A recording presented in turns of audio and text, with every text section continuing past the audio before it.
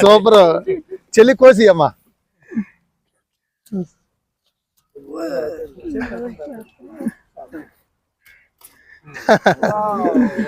Super.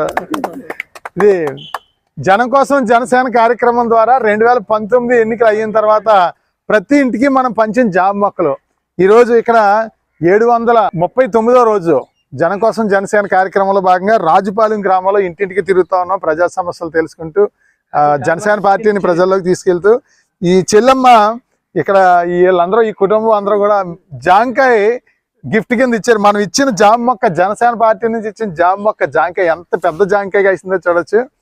అంటే మిగిలిన party వాళ్ళు గెలుపు కోసం ఎన్నికల్లో సారా బ్రాందీ పంచుతారు.